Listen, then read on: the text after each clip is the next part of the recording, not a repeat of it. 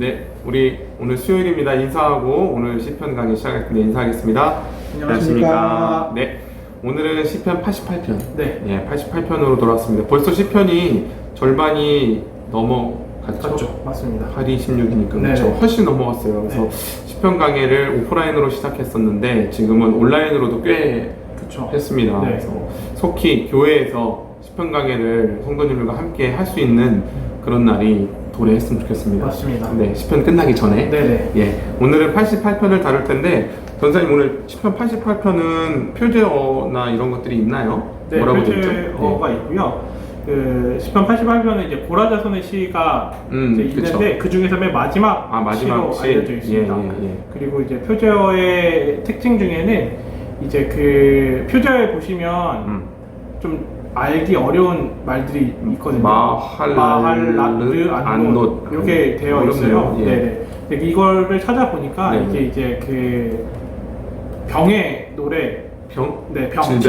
질병. 네, 질병의 노래. 고라자손의 찬송시, 곧 에스라인 헤만의 마스길, 그리고 인도자를 따라 마할라드 안노세 맞춘 노래라고 되어 있는데, 요 그 지금 방금 말씀드렸던 단어가 병의 노래라고 되어 있어서 아무래도 이제 고통스러운 질병의 노래라는 표제어를 가지고 있는 것으로 되어 있습니다. 그리고 이 표제어대로 시편을 보게 되면 시편 중에서 되게 특이하게도 이 시편만큼 어둡고 침침하고 우울한 시편은 없는 것 같습니다. 읽기만 해도 우울해지는 시편. 가장 슬픈 시 중에 하나로 꼽히더라고요, 시편 중에서. 그래서 왜냐면 보통은 이제 탄원을 하게 되면 뒤에 이제 희망도 고백하고 하나님의 응답도 고백하고 하는데 그렇죠. 반전이 있죠. 그런 반전은 전혀 없고 위로도 하나도 없고 희망도 하나도 없는.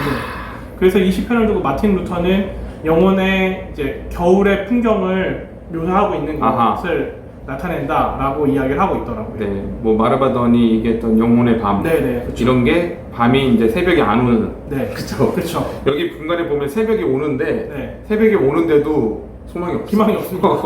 그다음에 이 시편 읽으면서 끝인가 이렇게 했던 게 이게 지금 끝이 몇 절이냐면 18절이에요. 네, 맞습니다. 18절로 끝나는데 18?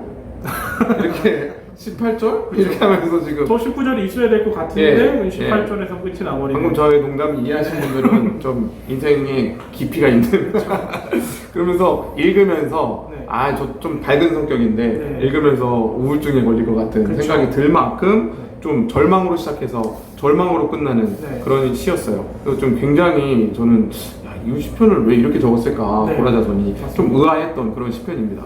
배경적으로는 어떤 뭐 구체적으로 어떤 인물에 대한 내용은 나와 있지 않은데 아까 표제어에도 얘기했던 것처럼 어떤 병에 걸려서 병든 사람이 죽음을 앞두고 했던 고백으로 보는 경향들이 많이 있고요. 그래서 구조는 이제 뭐 구조도 사실은 전체적으로 읽어보게 되면 구조가 별로 필요치 않은 것 같아요. 구조를 무너뜨릴 만큼 우울해. 그렇죠. 왜냐면 구조 없이 계속 처음부터 시작부터 끝까지 계속 우울하니까. 그렇긴 한데 이제 학자분들께서 한 거를 좀 토대로 해서 보게 되어지면 한 3가지 정도로 나눠서 보더라고요. 1에서 9절까지는 이제 스월의 문턱에서 내뱉는 애통. 그리고 10에서 12절에서는 이제 긍정 부정이 어려운 질문들을 이제 막 화자가 토해내고 있어요. 그리고 13절에서 18절까지는 결국은 이제 죽음의 문턱까지 와서 뿜어내는 애통, 애통으로 시작해서 애통으로 끝이 나버리는 시편으로 확인되고 있습니다. 그러니까 이제 이거네요. 1절부터 9절에 스올, 그러니까 지옥은 아니지만 구약엔 지옥이 없으니까 지옥에 가까운 게 죽음 이후에 죽은 자들이 가는 곳이잖아요. 그 문턱에서 막 애통함을 내뱉어. 그러면서 질문을 막 던지는 거죠, 하나님한테. 왜 이럴 수 있냐? 자조 섞인 질문. 그러고 나서 다시 또 죽음의 문턱에서 애통. 쓰리 콤보로 우울합니다.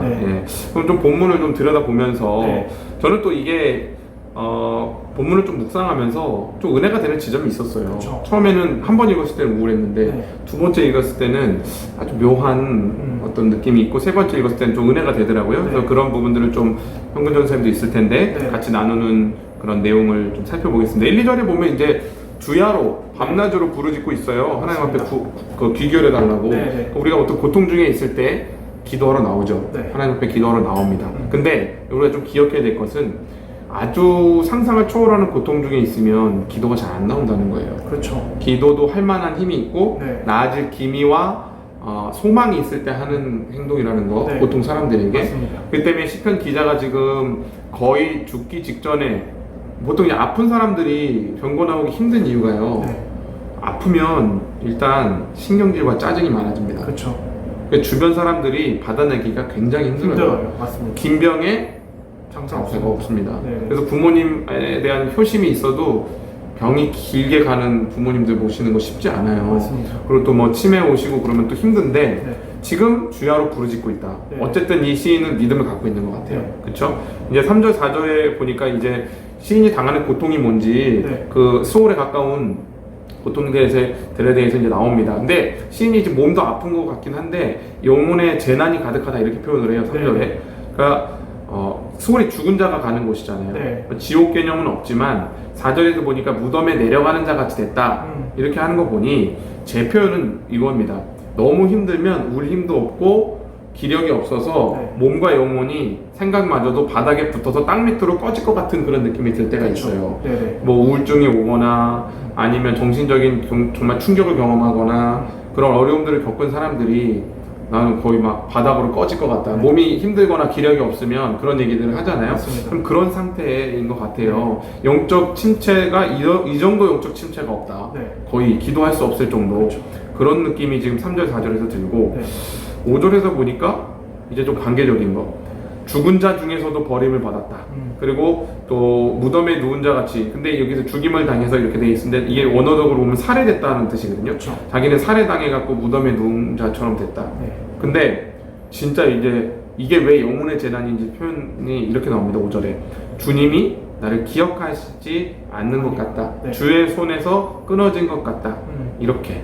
맞습니다. 그러니까 하나님의 도우심이 전혀 느껴지지 않는 인생. 네. 이런 모습을 지금 5절에서 이야기를 하고 있거든요. 네.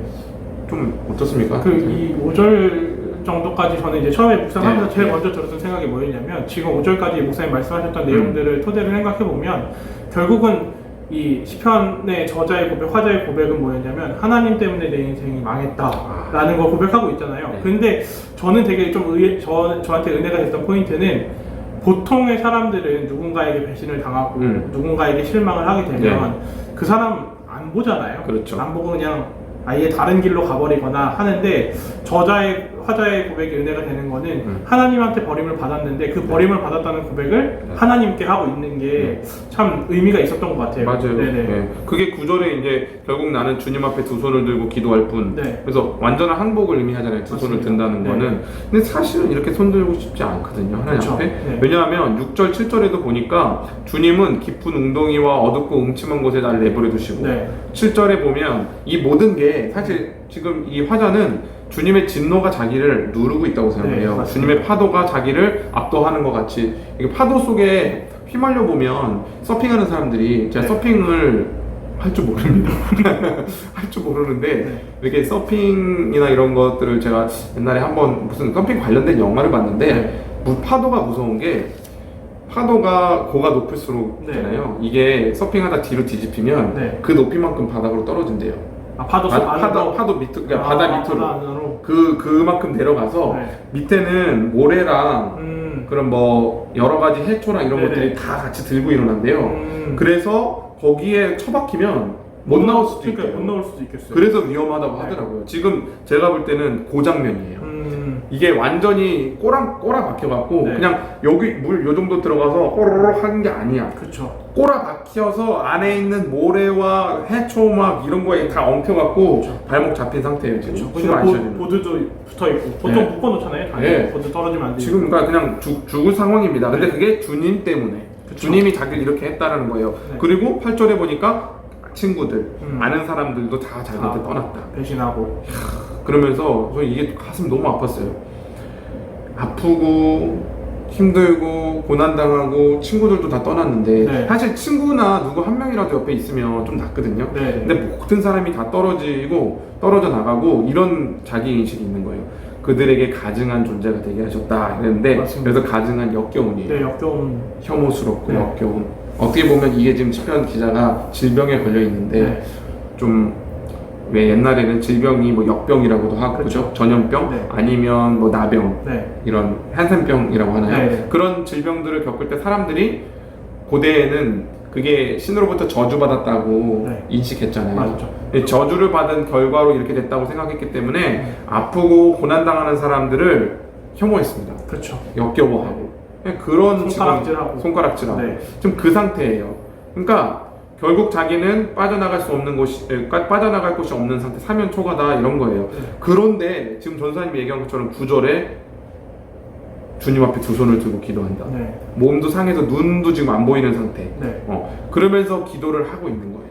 근데 여기 9절까지잖아요. 네. 그러고 나서 10절부터 이제 나오는 게 대답할 수 없는 질문들이라고 맞습니다. 말씀하셨잖아요. 네, 네. 그 질문들이 있어요. 한번 들어보십시오. 되게 자조 섞인 표현이에요. 네, 맞습니다. 우리가 영적 침체를 경험할 때 할 수 있는 질문 나올 법한. 나올 네. 법한. 네. 그래서 하나님 앞에 마음에 안 들 때 하나님이 하나님 앞에 따지고 싶을 때 내 그쵸. 인생 왜 이 모양이야 하고 싶을 때 이 시편 크게 읽으면 됩니다. 그쵸. 네. 한번 10절을 네. 전사님 한번 읽어주세요. 알겠습니다. 10절에 뭐라고 합니까? 주께서 죽은 자에게 기이한 일을 보이시겠나이까. 이게 네. 무슨 말이냐면 또 그 다음도 읽어주세요. 네. 유령들이 일어나 주를 찬송하리이까. 예, 이렇게 읽으니까 네.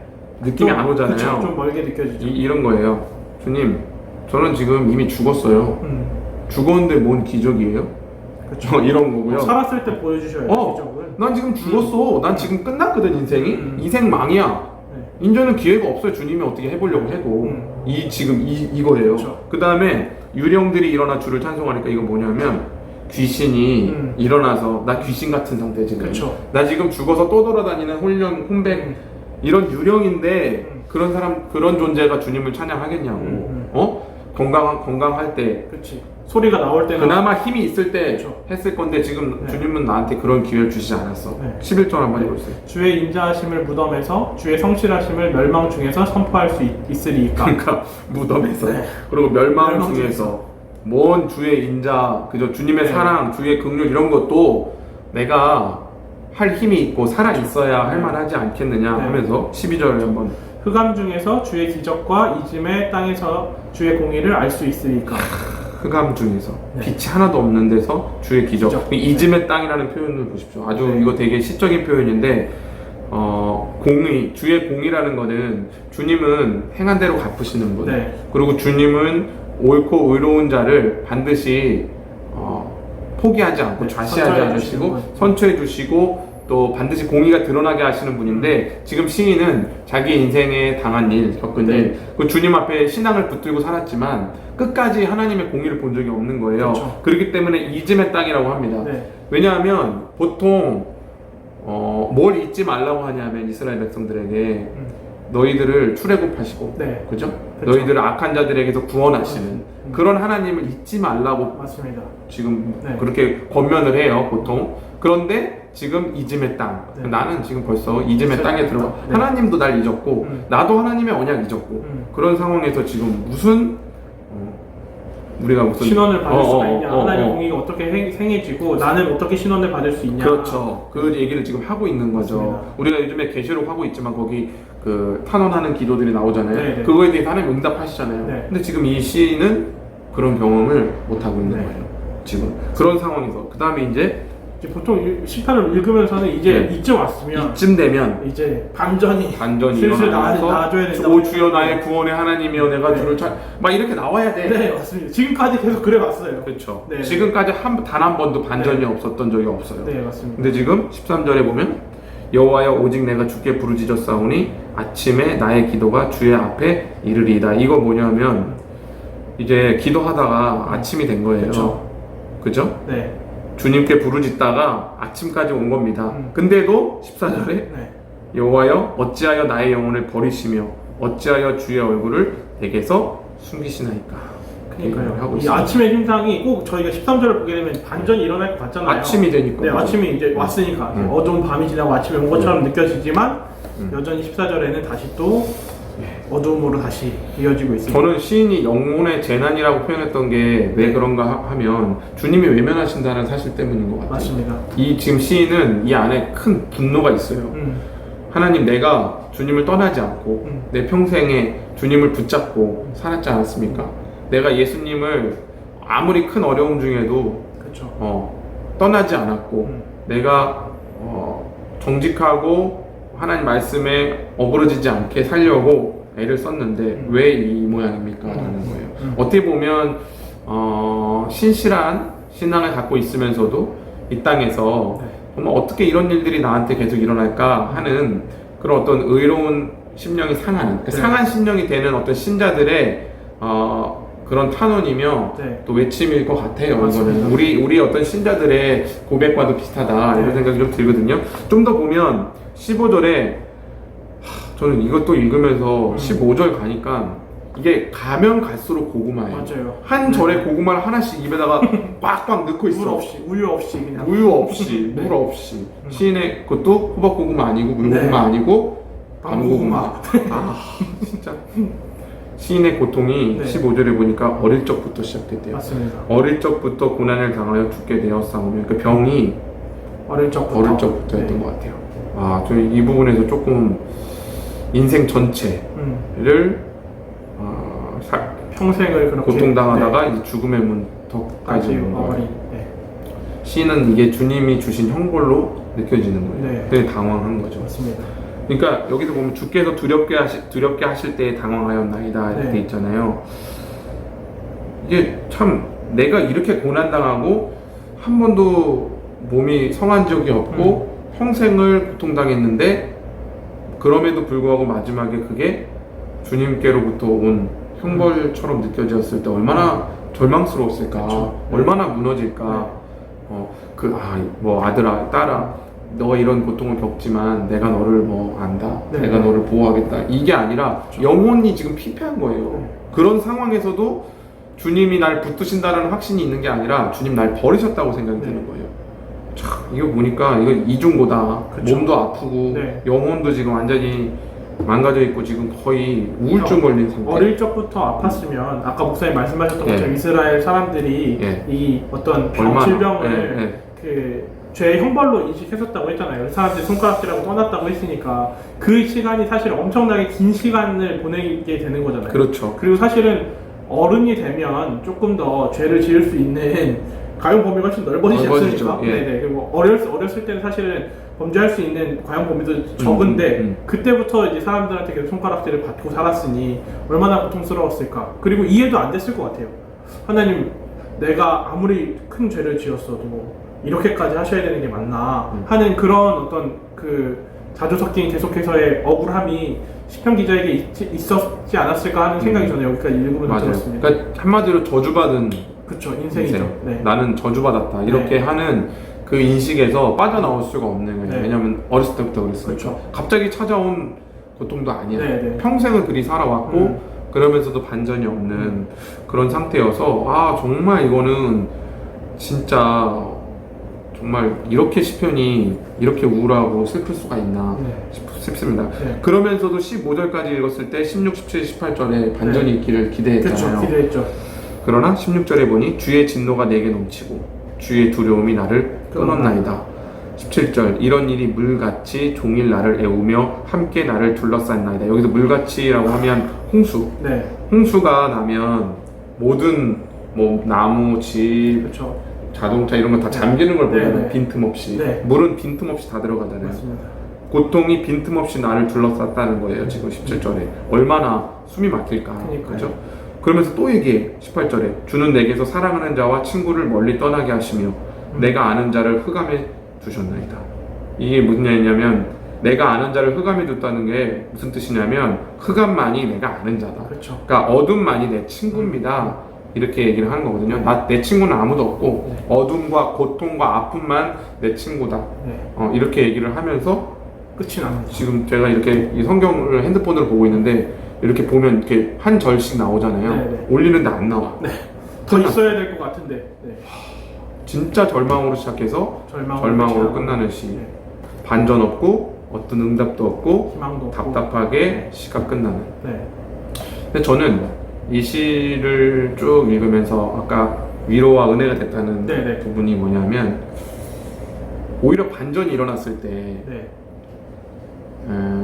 반전이 일어났을 때 어떤 심리가 들었었냐면 이걸 강해를 할 때 하나님을 신실하게 믿으면 이런 반전이 일어난다고 하는데 나는 왜 반전이 없지? 라는 수사적 질문이 반드시 나오게 돼 있거든요.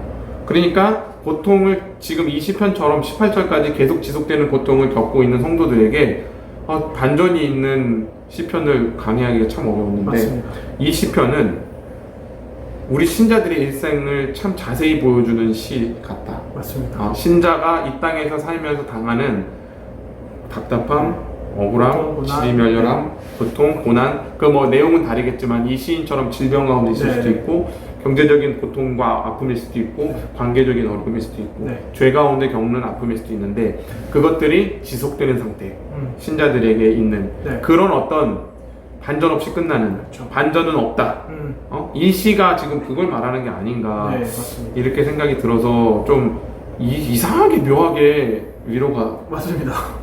됐어요. 그 전까지는 사실은 반전이 있고 위로가 있는 거는 약간 어떻게 보면 조금 속된 표현을 하면 약간 정신승리를 얻게 되어지는 약간 그런 느낌이었는데 나도 이런 일이 근데 오히려 이렇게 애통으로 끝이 나는 모습을 보면서 내 인생만 꼭 그런 건 아니구나 하는 그런 위로를 만나게 되는 것 같습니다. 전사님 많이 좀 절망스러운가 봐요. 저는 그렇진 않아요. 그런 분들에게는 되게 위로가 되지 않을까 하는 생각이 많이 들었어요. 그러면서 다시 이 시인이 고백하는 믿음이 참 귀하다라고 생각이 드는데 이게 18절까지 읽고 나니까 다시 1절로 돌아가게 되더라고요. 여호와 내 구원의 하나님이요. 딱 유일하게 딱 한 번 사용되는 긍정적인 요소래요. 1절의 이 고백이. 1절에. 내 구원의 하나님이라는 게. 그러니까 1절 하반부부터 18절까지 한 번도 구원이 없는데 내 구원의 하나님이요. 맞습니다. 이 땅에 살면서 이 땅에서는 구원을 받았다고 생각할 만한 어떤 여지가 없음에도 구원의 하나님이요라고 할 수 있는 이 믿음이 너무 귀하다라고 생각이 들었어요. 왜냐하면 사실 예수 믿는 신앙이 사실은 이 땅에서 우리가 어떤 반전이 일어나는 것을 담보하진 않잖아요. 그렇죠? 예수를 믿는다고 해서 형통케 되고 예수 믿는다고 해서 질병에서 낫고 예수 믿는다고 해서 관계가 회복되고 이런 차원은 좀 1차원적인 것 같고 물론 그런 일도 있죠. 근데 예수 안 믿어도 그런 일은 있어요. 그렇기 때문에 그게 꼭 예수 믿는 신자들에게 나타나는 응당한 보상이라고 말할 수는 없습니다. 근데 우리 많은 신자들은 구원을 이 땅에서 경험하고 싶어 하죠. 하나님이 이 땅에서 능력을 보이시기를 원해요. 그래서 기도합니다. 근데 시인은 오늘 뭘 기도하냐? 이 땅에서 구원을 경험한 적이 없는데도 기도해요. 맞습니다. 그럼 그게 너무 은혜가 되더라고요. 너무 귀하다 이 사람. 어떻게 이 자주 섞인 질문을 계속 하나님 앞에 던지면서도 기도할까? 그렇죠. 하나님 앞에 나가서 그 질문을 하고 있는 것 자체가 하나님 앞에서 욕을 하고 원망을 하더라도 땡깡을 쓰고 눈물을 흘리더라도 하나님 앞에 나가서 기도하는 게 귀하다. 저자는 분명히 알고 있었던 거예요. 이 문제의 해결과 해답은 하나님밖에 없다는 거예요. 그렇기 때문에 그렇게 할 수 있었던 것 같습니다. 그러니까 어떤 그리 아니하실지라도 그럼에도 불구하고의 신앙인 것 같아요. 맞습니다. 그래서 욕도 보면 그 성경이 이렇게 보면 성도들을 형통하게 되고 더 나아지는 삶만 보여주지 않아요. 욕처럼 또 이런 경험들도 많이 보여주거든요. 하나님이 자랑하시는 자지만 절망하잖아요. 밑관이 그냥 지하 100층까지 가서 절망해버리잖아요. 욕은 일어날 수 없는 일들이 하루아침에 다 일어나고 그러니까. 그러니까 예수 믿는 신앙은 성도의 인생은 기쁨과 승리만 있다고 생각해서는 안 된다. 그건 착각이다. 우리의 친구는 광야고 질병이고 고통이고 눈물이다. 이걸 우리가 받아들여야 된다는 거예요.